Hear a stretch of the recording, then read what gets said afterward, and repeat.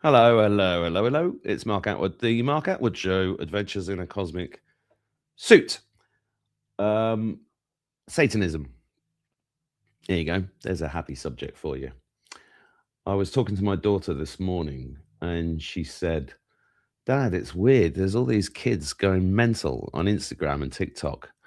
I said, What are they going mental about? She said, they're just like moaning about the fact that they just found out that the world is run by satanic pedophiles. And I said, well, that's why I told you your whole life that this was a true thing, because I didn't want you to go through the shock and awe of that situation. It's quite an extraordinary time in history to see this literally everywhere. There was a post on X this morning from Kirill Dmitriev, who is an advisor to President Putin, who follows me on X, and it's just had millions of views. He's been basically Q posting on X for the last year, and it is literally everywhere. My own personal story with Satanism is that God put me in some very interesting positions in my life. Initially, I grew up in a village in Northamptonshire called Budbrook, and in that village there was a lay preacher at the local church called Noel Stanton. In 1957, I think he was there, and he went on to set up a thing called the Jesus Army. It was the Jesus Fellowship initially. There's a picture of him. He abused my dad, and this church, he was a huge paedophile ring. The church itself got closed down around 2018 because of the sheer volume of cases against the members of this church. In fact, my first proper girlfriend, her mum was in this church in the 60s, and she committed suicide at the age of 27, I think she was. And, and I never got into the weeds about exactly what happened with her, unfortunately. It's the reason I've shown you that is because there's no question that was a demon possessed man hiding behind the name of Jesus, which is as demonic as it gets, really. And then I first got introduced to the idea that there were Satanists all over the world back in 1987, when I was on an exchange in Canada with the Royal Air Force. And when I was there, I met an F-16 pilot in the USAF whose daughter invited me for a flight in a Cessna 152. And we flew over Vancouver Island, and she did a steep turn and pointed down to this huge mansion. And she said, "You see that house?" I said, "Yes." She said, "That's the headquarters of the Satanists." And I was like, "The what?" She said, "Yeah, you wouldn't be able to get to that house unless you knew the secret way to get there." And I spent the next 2 weeks in Canada crapping myself. I thought, I was going into garages going, is he a Satanist? Is she a Satanist? And it's kind of been the story of my life. I've been around them many, many times. Never been able to prove it, but this is the big problem the world is facing. Now, you may have seen me read from a book recently called The Demonic Connection. This was written by Toyne Newton. There's a couple of other names here. I'll find out about those in a minute. Charles Walker and Alan Brown. Now, this was sent to me by Jackie Devoy. If you regular viewers will know, Jackie has just published with us a book, a very important book called Murdered by the State. And if you guys didn't know, myself and Abby Wynn set up 104publishing.com, which you can go and visit. And there we are. We need to do this website up a little bit, but these are the books we've published in the last year. And there's Jackie's book there. There's Eddie Hobbs' book. There's Charles Foxtrot, and there's mine and Abby's book, Practical Tools for Spiritual Warfare, because that's what we're in. It's a spiritual war. And when Jackie sent me this book, it was after I'd had a chat with Toyne Newton. And this was published, I think, in 1987. Let me just double check that. Yeah, 1987. And this is, I haven't quite finished it, but it's an extraordinary book and it was way ahead of its time. And I'm very, very pleased to welcome the author, Toyne Newton, to the show today. Hello, Toyne. Hello, Mark. Hi. How's it going? It's going okay actually. Your viewers might not be aware, but I've had a problem with illness and had to have two life-changing operations, both neurosurgery at Brighton. That's done at Brighton now, and the surgeons are very good there because they saved my life. One of these operations was for a stroke, and the other one was for a growth on the brain, but they had to be done separately because it was too dangerous to do them all at once. This was last April, and I have got over. I'm getting better now. It's taken its time, but it's there, and we're in a new year, so hopefully things can only get better. Because, as you say, we need to be very much aware of what's going on and what's going on behind the scenes, and that's where how these people, you can call them Satanists. I call them black occultists because they do have a knowledge of certain aspects of the occult, darker aspects of the occult that go way back. And I believe they go way back many thousands of years. Yeah, they do. And so, it's a great honor to meet you virtually. It's we're very privileged to have you here. Thank God you're recovering. I am Um, indeed, yeah. yeah, which is terrific. I always like to hear good news about hospitals. It's quite a rare thing, as Jackie knows. Well, I was in a recovery hospital for a long time, and they were very good to be there, actually. And I had my own room, which is great. It was like being in a hotel. Um, so that helped no end. So So we oh no, it's great to hear, and I really do appreciate you coming on because I did read a section of this on my show the other week. I don't know if you saw that. Yes, I've just seen that actually. Yeah, I thought indeed. it was very prophetic for the time we're in now because when you published this, do you want to tell us the story? I'll just shut up and let you tell the story. How did you get to write this book? Well, I'd seen a BBC sort of mini documentary which they included in South Today. It's one of their local magazine programs. In 1975, I think it was 75 or 76, and it was about this local area called Clapham Woods, where people had been knocked over by unseen forces, and a lot of dogs had disappeared, and sort of either come back damaged or just disappeared and not seen again. And I thought, well, that sounds interesting. I'm going to have to do that. I'm going to have to look into that. But I was at college then, art college, doing photography, and I needed to get on with that. And so I I did because I had some exams coming up with sort of usual things. But come 1980, when I'd finished them and was looking for things to do on my own, the whole question of Clapham Woods came up again because they were still bits and pieces in the local paper. And I thought, I'll have to look into this. And the first person I interviewed was the lady whose name I forget, actually. I do apologise for that.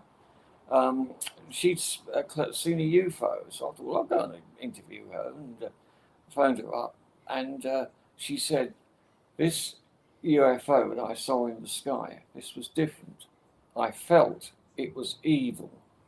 And I've never felt that before. I've seen things in the sky and experienced things. This is the first time I thought, whatever it was, it might not have been a UFO. It might have been God knows what, but it was a bright. It was a colour, but there was something evil about it, and I thought that's interesting. Why is she saying that? And so that started me investigating on a lot of other avenues, and I met some other people who had been a guy called Charles Walker, who had been doing this for a number of years, um, uh, and he was the one who first told me about the so-called Friends of Hecate or Hecate. Hecate is the sort of witch goddess, a triple goddess, and they use Clapham Woods, apparently, according to Charles.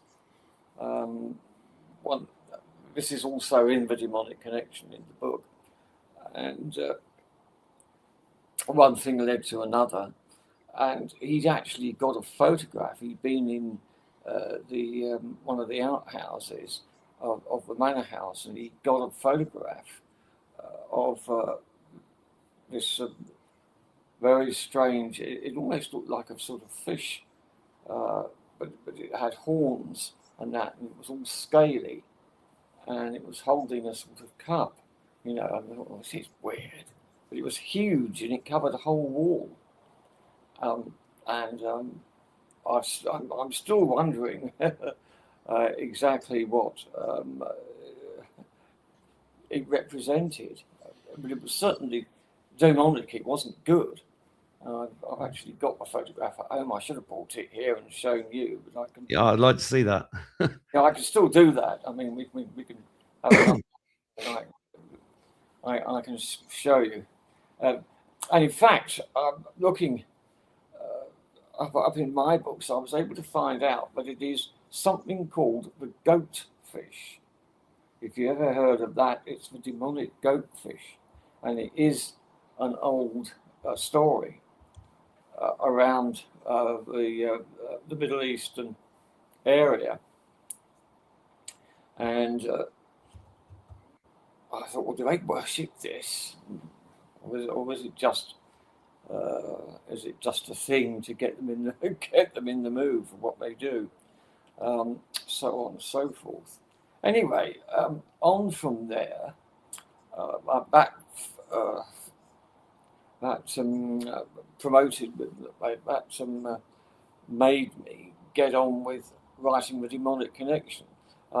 It started off as articles in the Unexplained magazine, not mentioning about any of the demonic satanic stuff, just to get a mystery out of something. But it was becoming clear that there was much more here going on than just mysteries. It was almost as if the people behind this were deliberately making a mystery out of it, going on about UFOs. But this was something else. And I started going up there regularly, and at that time, it was very difficult. As soon as you got up past the church and got into the woods, it was very difficult to concentrate because Really? it had a very heavy, dark feeling, which I felt was pressurizing on my head. And I've never felt anything like that before. I've always had a fairly clear mind and try to approach things and get some sort of balance on it. But this was something else.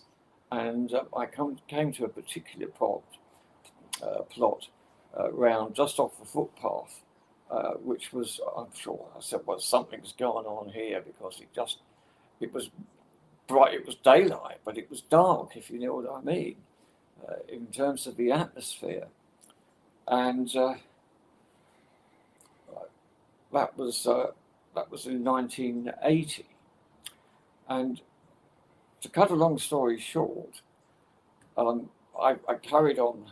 I got hold of the unexplained stuff that I'd done, and then expanded that in the book and managed to get that published by Blandford Press.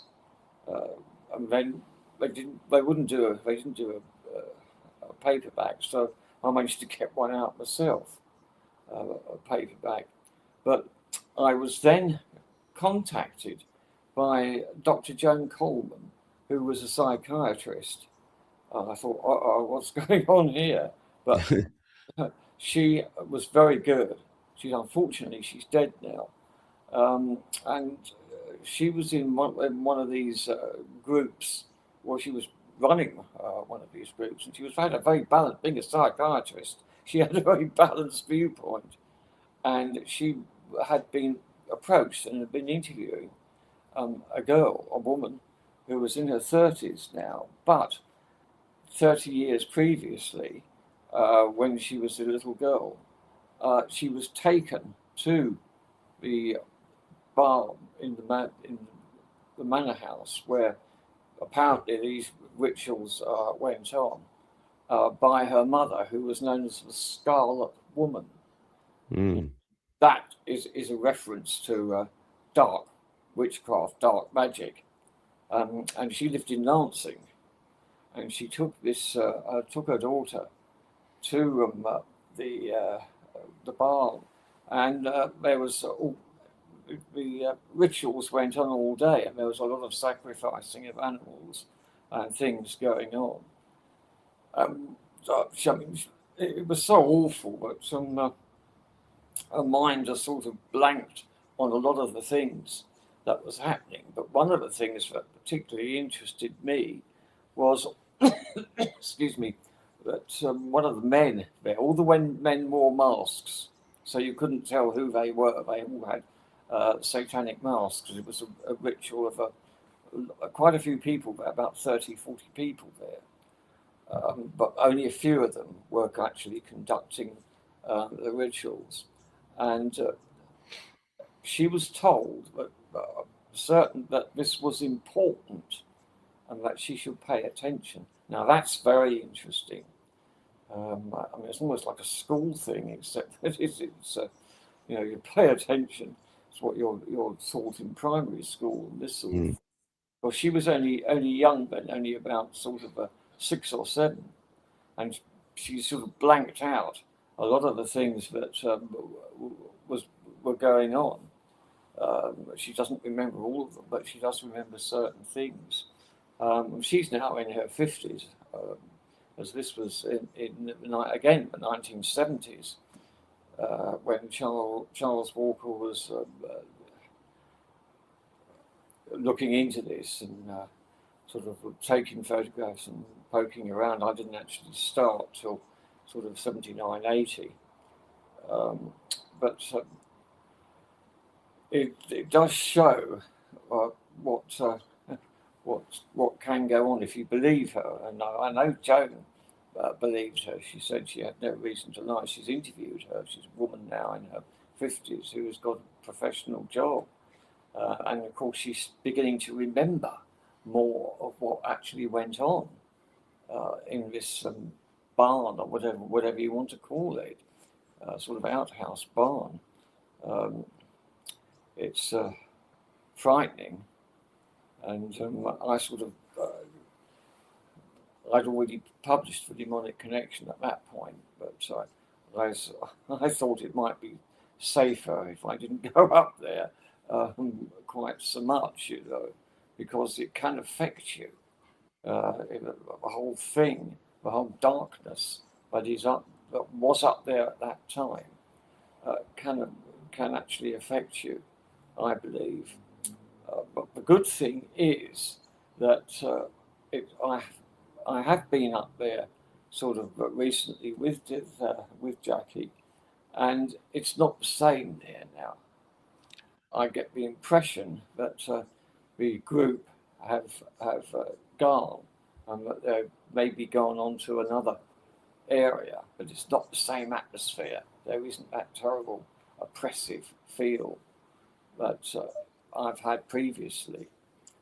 So maybe the publication of my book and the fact that people were getting close to it and poking around has shifted the group somewhere else. It's certainly something that I mean I shan't forget. Certainly not. It prompted me to get published more stuff. You know. I mean, there's a lot of stuff online about Clapham Woods. There is, yes, still, yeah. Very creepy place. Yes, Weird things going on there. Is it Mm, haunted or cursed? yeah. The Well, most haunted place. I've explained it to you now. What what did go on in the 70s, which is excruciatingly frightening. Um, and the fact that people can actually do it and can actually say this is important and that sort of thing. I mean, it beggars belief. It does, and you know, when you were a photography student, and where did you grow up in London? No, I was born in London. I came down to Rustington with my mother in 1955. That was it. That's a little nipper. And it was like coming down to another planet. You know, it was amazing. But I can still remember parts of Rustington. I was born in South London, and then lived in South London area. And I always thought this was a very peaceful place all around here, but certainly the Clapham thing and the area around there, Angmering also has a certain parts of Angmering have a certain feel to them that it's a bit spooky. I don't know whether there's anything going on there. Whereabouts is that? Angmering, that's just down the road from Clapham. Yeah, I was going to ask you, did you always have an interest in this sort of thing, or did this just come out of the blue? Did you believe in God as a kid? You know, how did you said it was interesting and you wanted to have a look at it. So you must have had a keen interest in what stuff as a kid. Did you? Yes, yeah. I'd always had. I mean, a friend of mine who's gone to America now, and is a DJ, but he was very into Dennis Wheatley books and so on. I was gonna bring up Dennis Wheatley. So the audience, The Devil Rides Out was a massive influence on me in the 70s. Do you remember that film? Great film. Yeah. That said a lot of things actually, whether you believed it or not. But it's the how shall I put it, the obsession of MacArthur, the sort of chief Satanist. He won't leave it alone, and in the end, it killed him, which was very interesting. Wheatley actually knew a lot. Yeah. I mean, he knew Aleister Crowley. I know. So I don't think we can dismiss Wheatley as being a fantasist at all. I certainly don't. I think he was a very clever man. He was also in the Foreign Office in the war. And this leads us to another thing, that there was a ritual to repel Hitler in 1940 in the New Forest. Oh, really? Yeah, not many people know that, but that actually happened. And I've got the details of that in my other book, London's Mystical Legacies, the third book I wrote with Johnny Tapsell. And it's got all the details of this witch's ritual to repel Hitler, which they did in the New Forest in 1940. And they were visited, excuse me, by somebody in, I think it was in Bentley or some big old car. And Dolores Hall was one of the people in there, and she is Madeline Montalban. She writes under Madeline Montalban, doing all the tarot stuff in Prediction magazine. But there was also a man there as well, looked very. He was possibly quite high up, and that is believed to have been the the uncle of Prince Charles. Mountbatten. Mountbatten, exactly, because of course that's being used now in another way with Prince Andrew, isn't it? But he's given he's Andrew Mountbatten, isn't he? Andrew Mountbatten wins the Saxe Coburg. Yeah, exactly. But yeah, we believe that Mountbatten was actually there. Was actually in 1940 at that ritual. 1940. Yeah, this was a very intense ritual. It went on for about a day, 2 days. I think I'm just doing this from memory. And one of the witches, or perhaps two, I can't quite remember, died because they put so much into it, the spell to repel Hitler. And it was very interesting because if Hitler had come over and invaded us then, we'd have probably had it, but he didn't.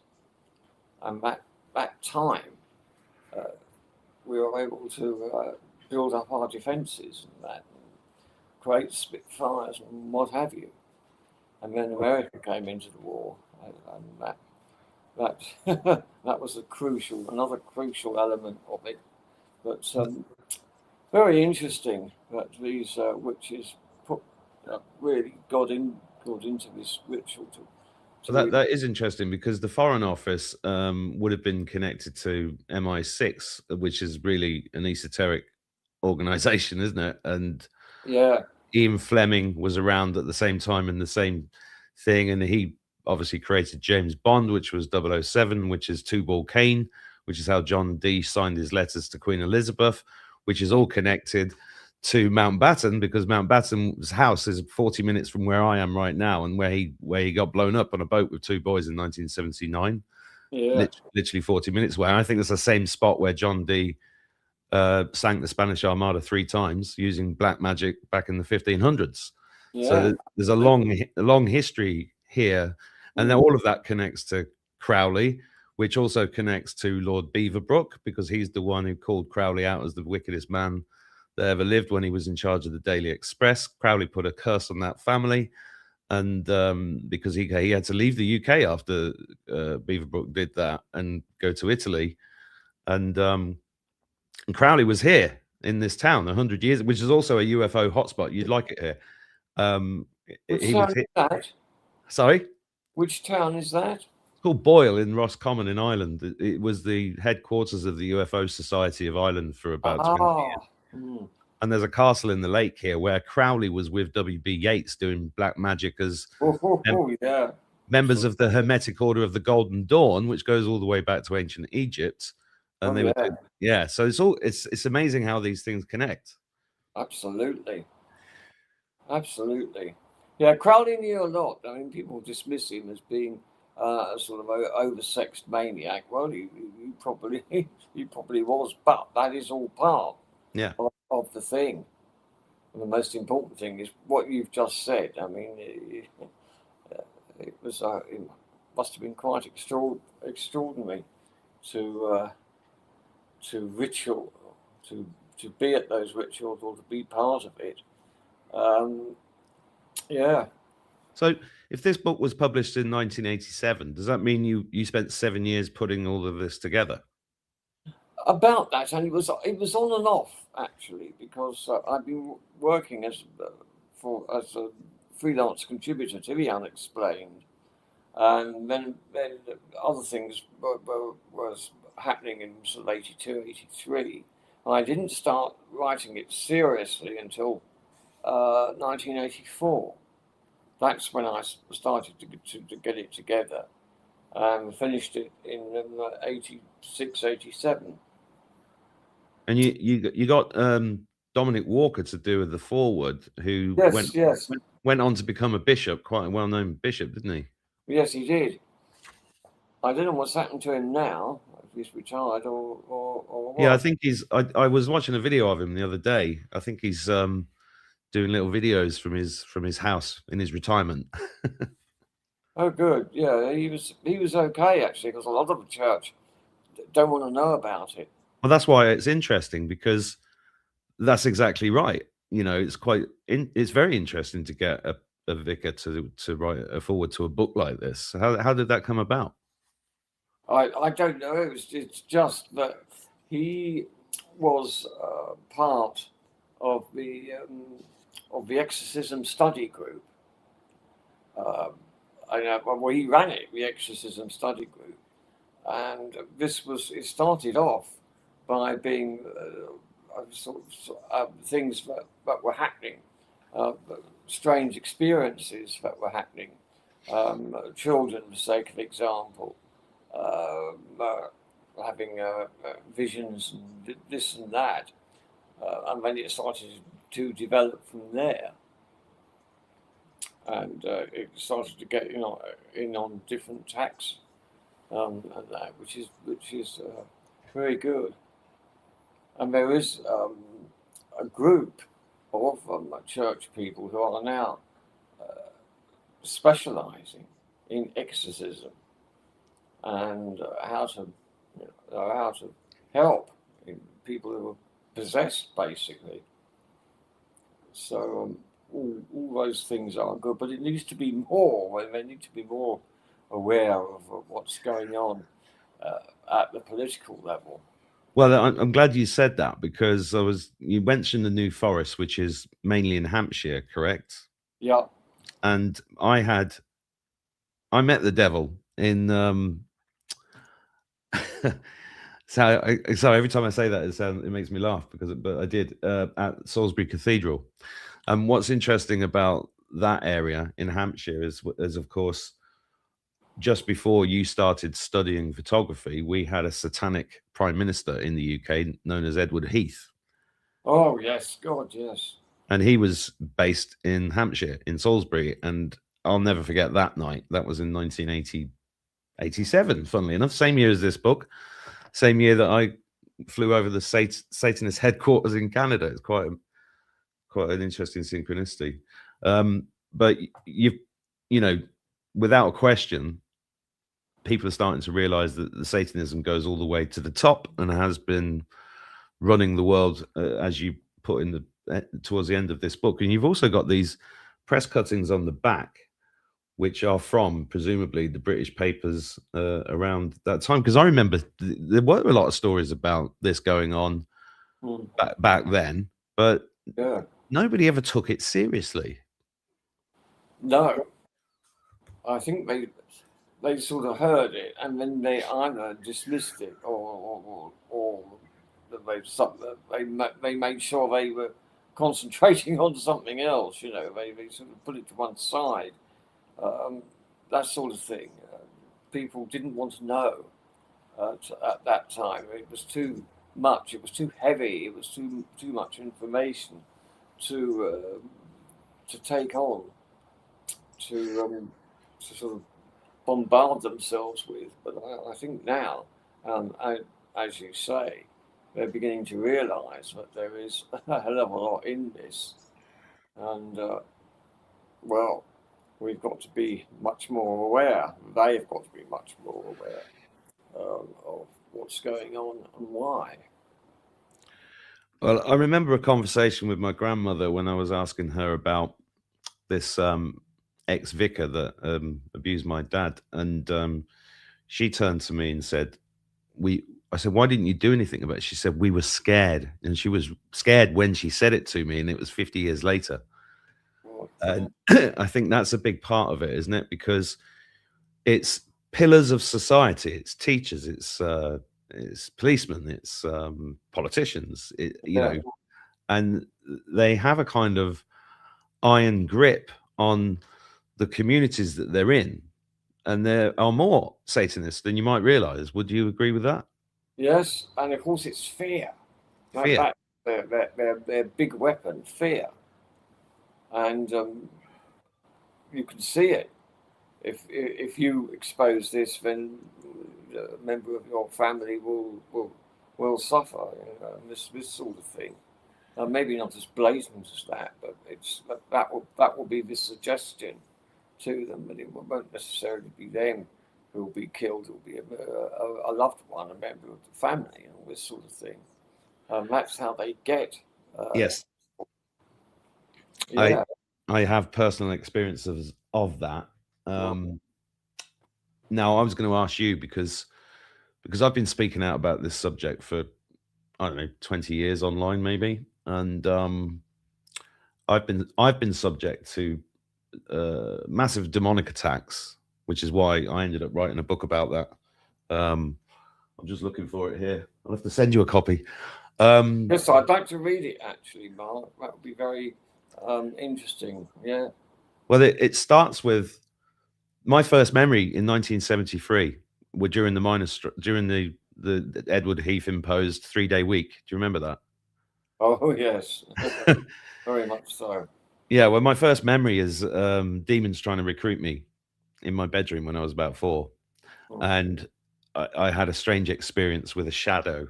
My mum brought in a little tea light, and there was a shadow on the wall on the left-hand side, but there was another shadow across the room copying my every move with horns on the head. I was there for hours trying to move these horns as a child, and that's why I've had strange experiences, and that's what I wanted to ask you. When you put this together, did you get attacked? I mean, it was a brave book to publish, if I may say so. The thing I had was that I would wake up and I would see that there was like a witch, but she had a terrible face, and she was staring right at me, and she would lift up. She had a sword, and she'd lift it up, and she'd plunge it right at me, and I'd have my heart, and then I'd wake up. You know, this is a dream that I had quite regularly. That's them attacking you. Yes. Yeah. It's really interesting that you said that, because I wouldn't have.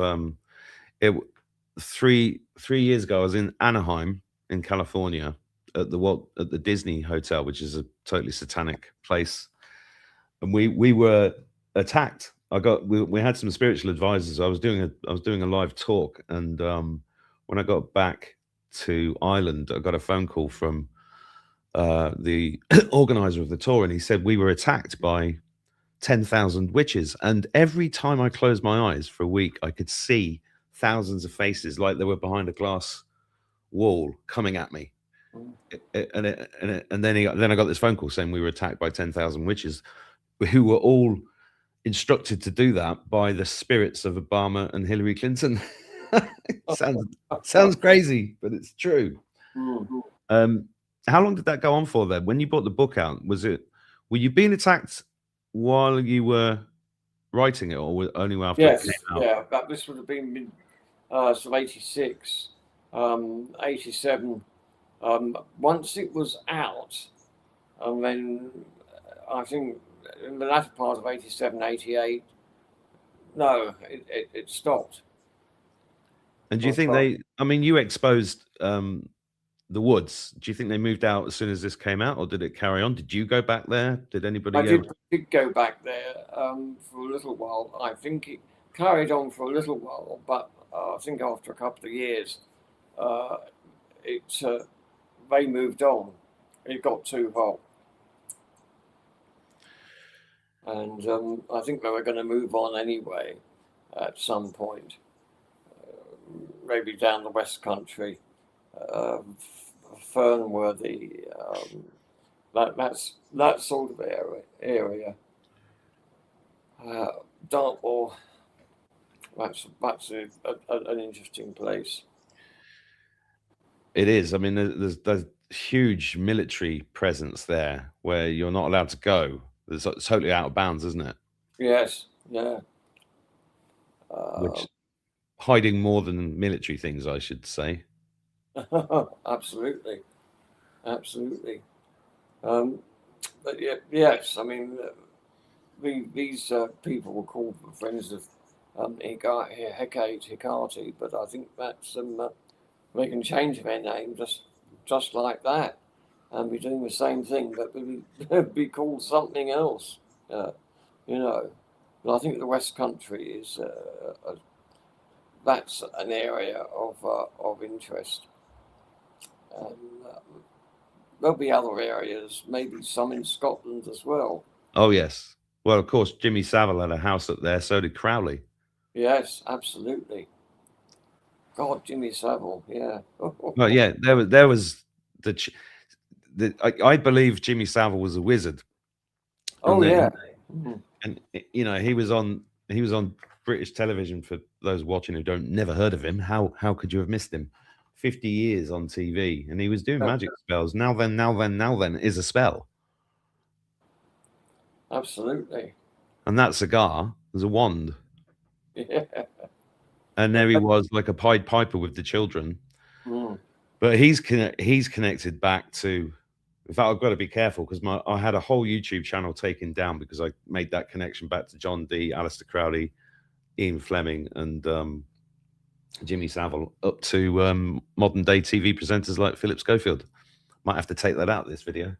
Mm. Um, Mm.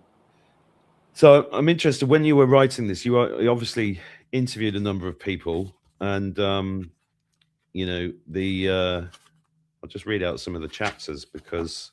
When was the last time you read it? Do you remember every aspect of the book? Have you picked it up recently yourself? I haven't picked it up recently because I've been working on other things and obviously trying to get healthy from these um, operations, head operations, and that. And of course, they are they are not easy. You have to take it easy, and I can't do what I used to be able to do. But Well, are you okay with this interview? I don't want to tire you out. no, absolutely, no Okay, problem at all. good. One thing I know that the viewers are going to be asking is like, where can I get this book? Now, I'm just going to tell this story because when Jackie told me about it, she said it was up for sale for like online old copies for 300 quid, and I didn't believe it. And look, there it is, Amazon. 300 and it's not in stock, but it says currently unavailable. $320. Oh, ridiculous. That's That crazy. annoys me because I won't get any of that. Right, but you've got some. You've still got some of these, haven't you? Yes, I have. I've got the paperbacks. And how can people get a copy then? If Well, they can get copies from Jackie. okay, so I'll get details from Jackie and I'll leave it in the description under the video. Yes, yeah. If you want a copy of this book, I highly recommend it. If you're interested in this sort of thing, which I am, and I think everybody's got to be interested. That's why this becomes a very important. No wonder the price is 320 because it's a very important historical document.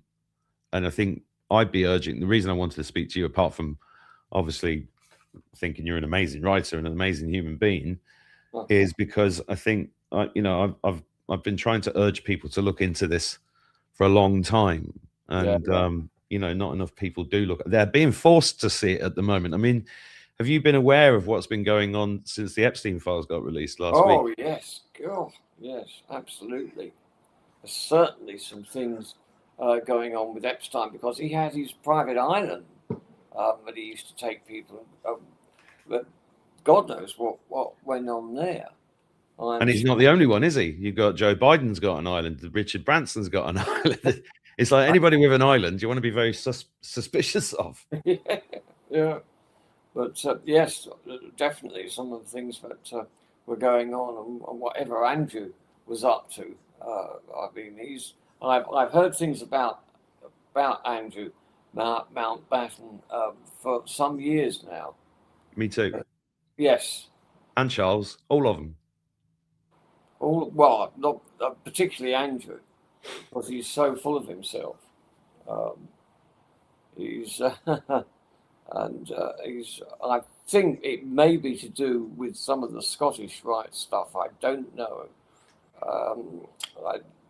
It's difficult, but that's what I heard anyway. That he twisted the Scottish Rite sort of out of he was involved in it, in his own version of it. That is interesting. You know Rosslyn Chapel? Yes, yes, I've heard of I've, her. I've been turned away from there twice. They wouldn't let me in. Roslyn. Roslyn, yeah. Did Which is have you heard of a book called? Oh, I've got to think of it now. But it was written by Tim Wallace Murphy, who was the sidekick of Trevor Ravenscroft, The Spear of Destiny. And I'm actually writing now a book using some of, I think Tim Wallace Murphy is dead now, but using some of his work. And it's about Rosslyn Chapel and how certain aspects of Rosslyn Chapel go to create the Antichrist in the sky.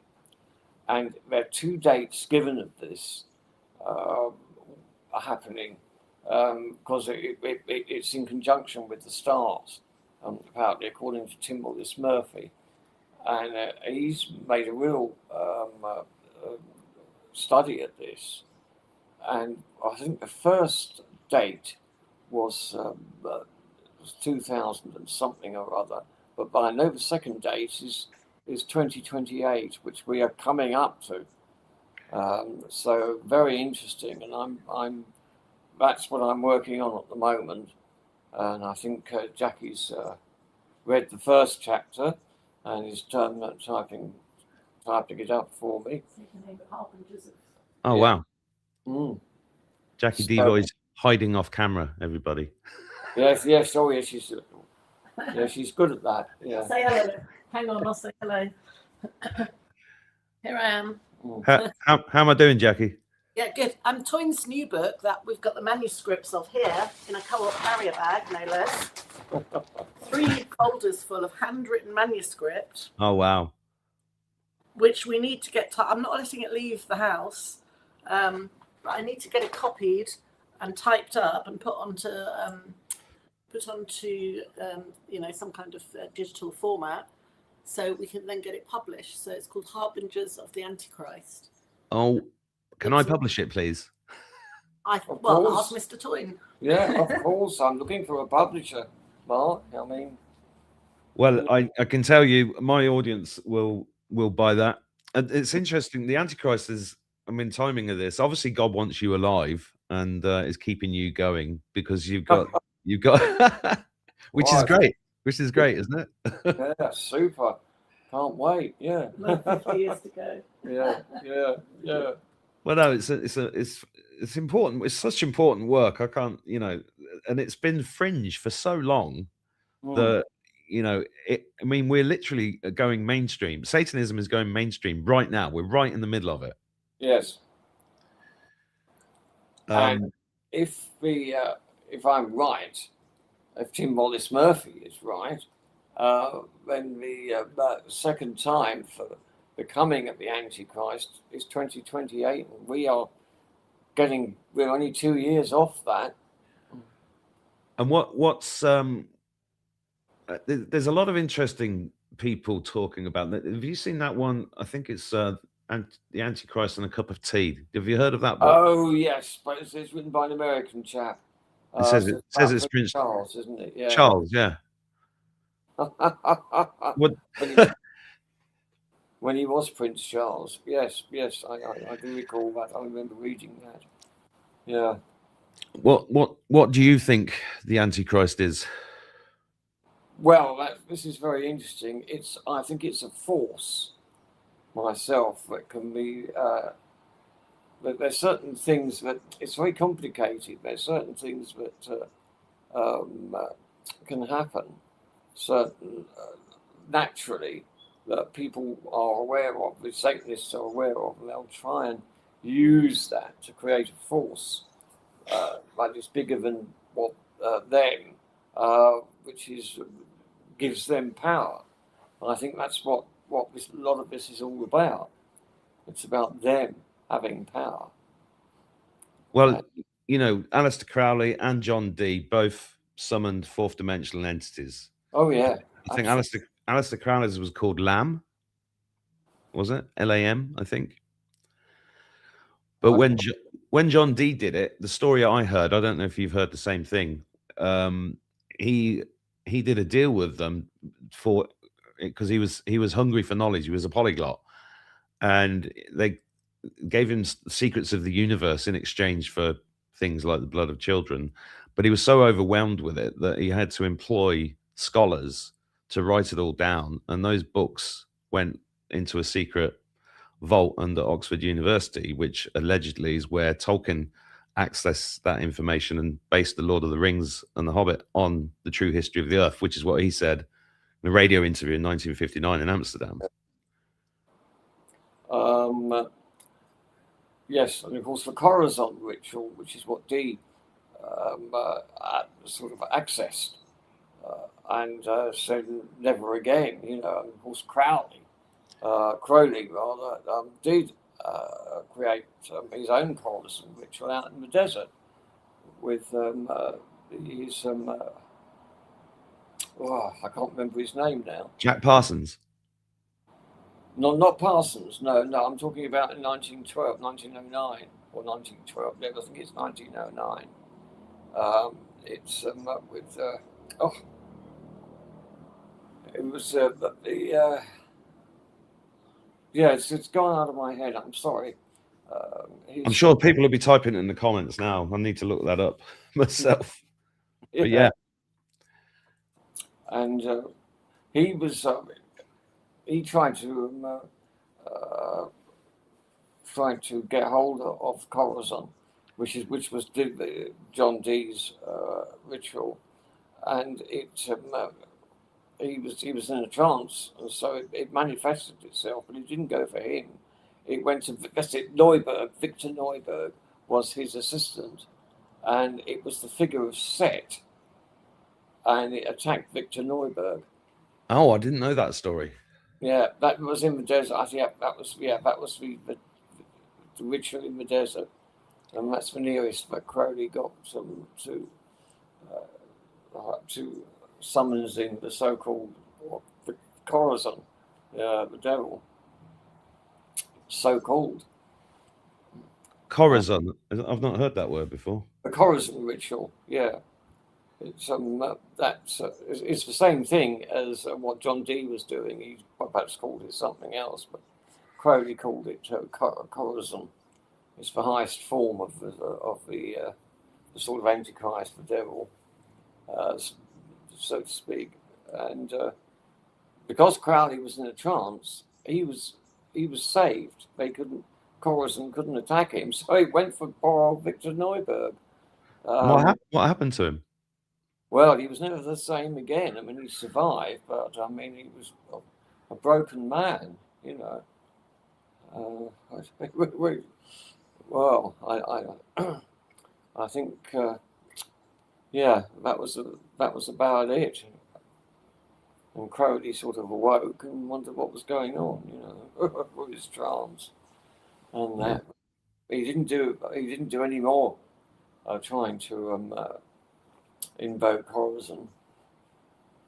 And did you, through this process and following the publication of this book 40 years ago nearly, did you ever get approached by any Satanists? Did you meet any Satanists? No, I didn't meet any Satanists actually at all. I may have been approached by them without realizing it. I've obviously spoken to a number of people who found it interesting, but no, that's quite interesting. I get the impression that they would actually like to have me on board because of what I've researched and what I know, rather than against them. And I say, "Oh, come on, join us," that sort of thing. Well, I wouldn't actually say it like that, but I would be inveigled. They will try and inveigle me into social stuff, and then try and get me involved. I've got very wary of that. Actually, it'll be done subtly. Yeah, but the outcome will be the same. It will be a process, of breaking my resistance down. Especially now as I've opened up to you, and I've had this operation, but I'm getting better than that now. I mean, I'm okay. I'm aware of it, shall we say? And did you have to learn any kind of spiritual protection techniques during your journey? No. I already knew certain things. I remember many years ago, in 1969, having a Ouija board, and I had my friend John with me, and we were only lads, sort of 17, 18, 18 years old, but we got something very unpleasant down, which darkened the room, our dining room in Rostington, and John sort of became paralysed. He couldn't move, and I knew there was something bad here, but it would be up to me to try and do something, because John was more or less transfixed. And so I just did a very simple ritual by sort of blessing whatever spirit it was and just told it to be gone. And eventually it did, but not after creating a havoc. I mean, we had some wine glasses out, which we weren't actually drinking out. And he'd been rubbing his finger around the top of them, with water. And all of a sudden, they started sounding off by themselves in our dining room, And I thought, Christ, I've got to do something here. And it worked, but I thought, we won't do the Ouija board again, And I don't. I've got my own dowsing thing and methodology of doing that, which I do. That's enough for me. So after you wrote this, was this your first publication? That was my first publication, yes. And what followed that? I've got to get this right. It's We've got. It's all right, Jackie's. You can hold them up, little show. Yes. London's Mystical Legacy. No, that was the third one. Was it? Okay. The second one was the Dark Worship. The Dark Worship. We've got that here.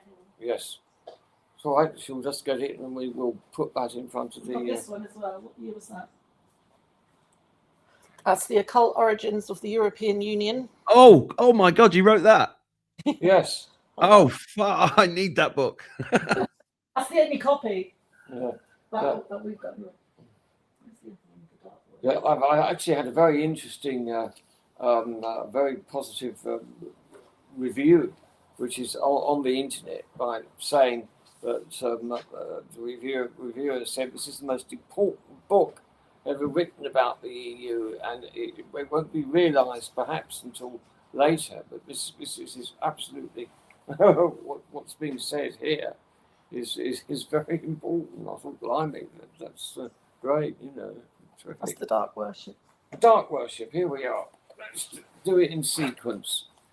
That's that one there, and that covers up, that carries on from what I've been talking about, and it brings in Andy Collins, who was a friend of mine. He doesn't do this type of work anymore, but he was involved with the Black Alchemist affair. I don't know if you read it. That was his first book. I kind of teamed up with him for a little while. So, which one was first? The Demonic Connection was first. No, that's London's Mystical Legacy. Then I did one book that I'm very pleased of, that I was born in London, called London's Mystical Legacy. I need all of these books. Right. Yeah, you'll find that very interesting. I might have to get on a plane this afternoon and come and get them. Yeah. Hands off, they're mine. You can get London's Mystical. Actually, you can get most of these from my co-author Jonathan Tapsell. He's got the publication rights to London's Mystical Legacy, and also to the Dark Worship as well, and the EU book. He's publishing all of those. So, Well, yeah, I mean the EU. I mean, let's go back to Ted Heath. I mean, he got Britain into the EU through the back door, the common market. That was his job. yeah, That was his job, wasn't it? absolutely. As a Satanist, Yeah. because I was all right. Yeah, go on then. Off you go. Okay. I'll have a chat while you're gone. Yeah, okay. I'm just going to pass you over to Jackie because I need to go to the little boys' room. So, no problem whatsoever. oh, Hi, Jackie. oh, That way. okay, that's fine, lovely. Okay. You Hello. can sit in the chair for a minute. Well, how did you meet this guy? When I moved down to Shoreham by Sea in 2020, it was maybe a year or so after I'd been here, I saw Toyne in a cafe one afternoon. So he had a hat on, a Trilby hat, which is like his trademark, and just looked rather wizard-like. So I thought, I'll say hello, and we got chatting. We've been friends ever since, really. So it turned out we're interested in the same kind of things. He's really into music as well. He's an absolute mine of information on soul music back in the 60s and 70s. He'd be a great asset to any pub quiz, that's for sure. Yeah, we've just been friends. We both like the same stuff. I don't know if he's told you about his mother as well. She was a writer, very interesting and into all the weird and wonderful stuff that he's into. Yeah, he cared for her while she up until when she died. Toyne falling down the toilet. You're right, Toyne. Well, it's just amazing. I mean, just synchronicity. Obviously, you were meant to meet, and I really appreciate you introducing. A lot of synchronicity going on. Toyne, I was just mentioning about your mum because you haven't spoken about her yet, and her writing. Come and sit down again and carry Thanks, on. Becky. All right, I've got your glass of water there, Toyne. Oh, wow, yes. You're right. Chair's just there. Fabulous.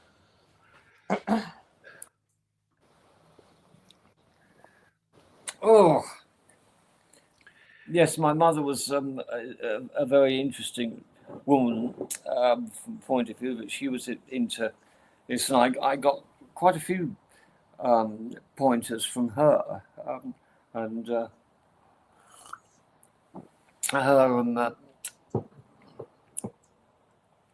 course, she was very aware of certain things that were happening. And she was 100% behind me doing this book, doing the demonic connection. What was she aware of? Well, she was aware of the satanic stuff, but it was more demonic, more sort of bad demons, if you like. From people, she was very aware of. Was she a psychic? Yes, she was psychic. No, she didn't use that, but she did go to psychics, but she was psychic herself. Very much so. So did you pick up the interest in the occult and writing by osmosis? Possibly from her, yes. I think that was a lot of thing. My father too, although he died when I was young, he was much older.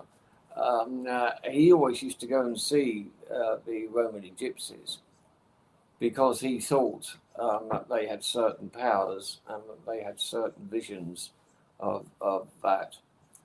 And he went to see one particular Romany gypsy when he was 50.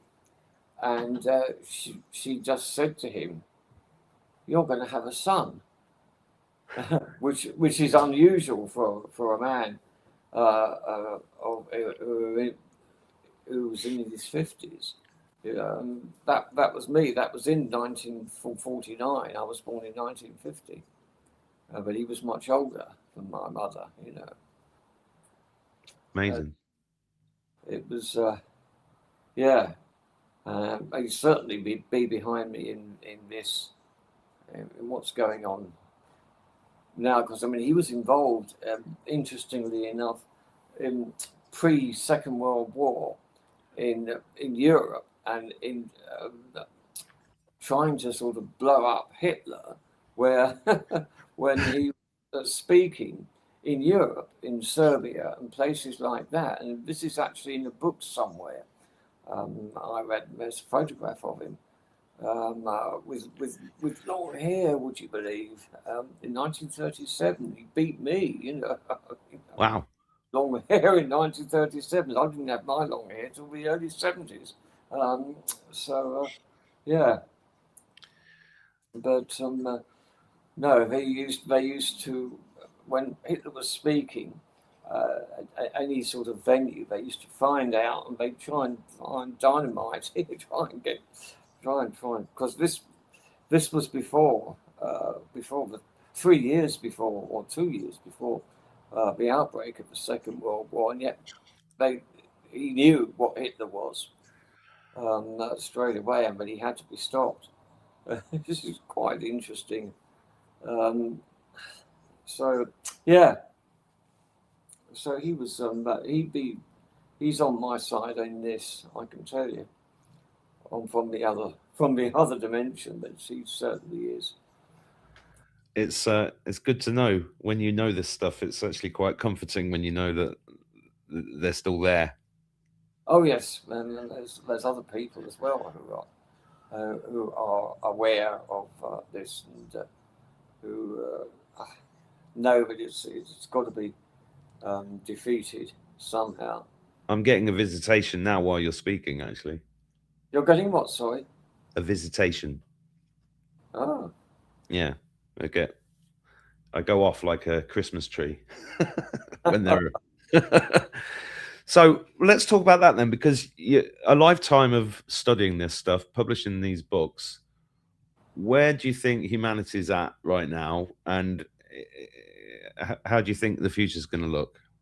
Well, this is a very difficult question because there are people who are still horribly confused, and you can't blame them really because of this current thing of what's going on. Excuse me, which is all part of it. I feel with these people and their secret islands and so on. It's humanity needs to wake up basically and realize that it is real and that it's. I mean, I'm still getting put down by certain people who are writing in their little bits in local newspapers saying, "Oh no, this is all rubbish," and so on.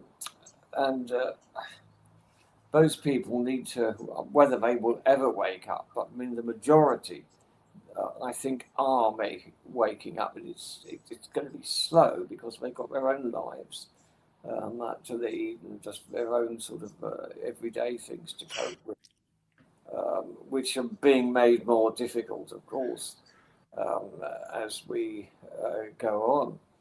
But it's a sense of awareness. People need to be more aware that there's this other dimension going on, and that's how we're being attacked by these people who are using by these bad angels. I suppose you could call them dark angels.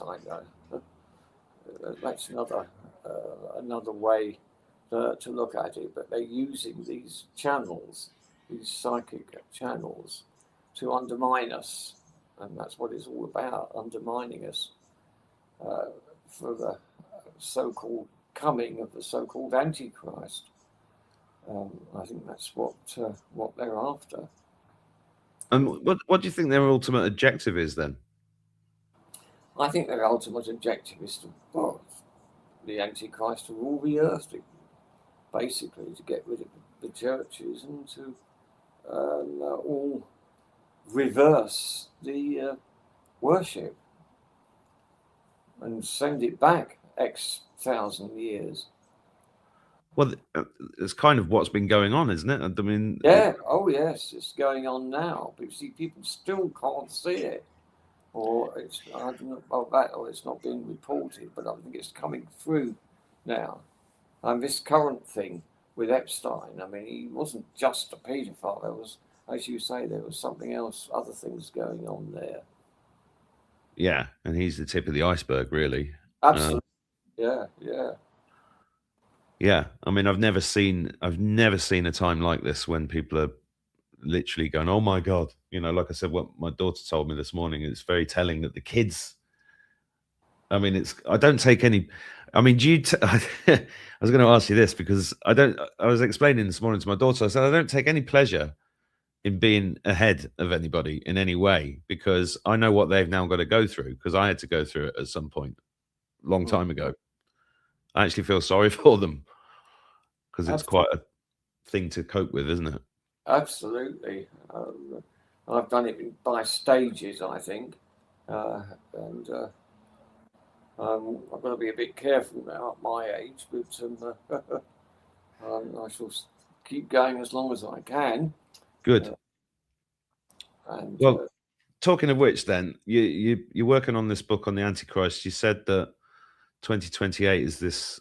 Is there a specific date, or is it just a general year-wide? general, I'll have to go back. I mean, Jackie's got the manuscript. It's whatever Tim Willis Murphy. He's worked this out actually, and whatever he said, I've actually written I actually wrote this book 20 years ago, but for some reason, some reason or another,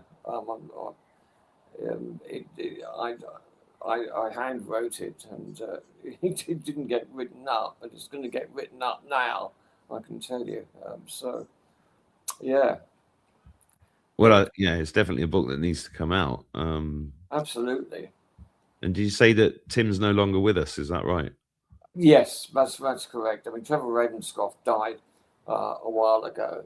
Spear of Destiny. Again, this is about Hitler, and this spear, which he was allegedly obsessed with, having it, and again, he received. Trevor Ravenscroft received an enormous amount of criticism because he said that Hitler experimented with peyote and things like that, which he may have done. I mean, I don't put anything past what the Nazis got up to if they thought they could get a better handle on things and sort of spiritually break down people. Then that's they do it, you know. Well, they never went anywhere, did they? They went and formed NASA and New Schwabiland in Antarctica and flew over the White House in 1952 in flying saucers, didn't they? Yeah, quite likely. Well, some people say they've got bases on Mars and they've been mining, it's taking people and slavery, enslaving people to mine on on other planets. Do you ever go that far with that stuff? No, I try and keep it within the realms of possibility. I'm not going just yet to but it's a very interesting idea, thesis or whatever. But no, I'm sticking to Earth at the moment. I think there's enough going on down here to sort out before we start going into possibility of other planets. But Mars is certainly very interesting. There's something about it, and I can't quite put my finger on it. But there's a lot of pyramids there. Really? Do you remember they hid it all in plain sight? There was a Doctor Who episode in 1974 called "The Pyramids of Mars." Yes, yeah. And it involved can't remember the name of it was very Egyptian looking evil god. But you've got actually I just realized as well, I think you've got a chapter here, number 8, called "The Faceless Ones." Oh yes. Which is also a Doctor Who story. Yeah. Called "The Faceless Ones." And you mentioned the Hellfire Club here, which is very interesting because there's one in Dublin just outside. Did you know about that one? No, I don't. I didn't actually. No. I actually filmed some of one of my poems in the Hellfire Club remains that overlooks Dublin from the mountains. Very, very strange place. Wow. Yeah. Hello? Yeah, I'm here. Oh, you're still there. I thought. No, I was just reading the next one, links with the sub-ether. Well, I mean, if I was to ask you to tell the viewers what they're going to get from this from the author himself, what would you tell them? They're going to get quite a lot of stuff in there, quite a lot of material, and if they just take it, particularly the sub-ether stuff, that's where the demonic entities that Crowley and the like have been trying to sort of rustle up, trying to invoke. So that chapter, if I remember correctly, I haven't read it for ages, is to do with them, the esoteric, if you like, or non-esoteric, the sub-ethereal situation, that they're not sort of high demons, they're low demons, but there's still things that can do one harm.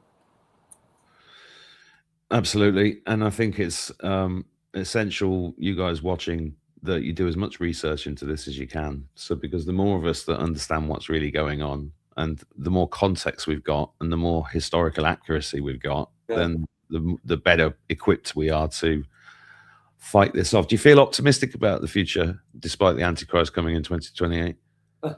Oh yes, I do actually. I mean, we've got to defeat the Antichrist, guys. We've got to sort them out and recognize them, and then defeat them. I mean, it's not good, but I think we'll get through it. Just we'll scrape through the skin of our teeth or the skin of something else. But we will, I think. But awareness is so important, and people need to be aware that this is a real thing, and that whether it comes in 2028 or whatever,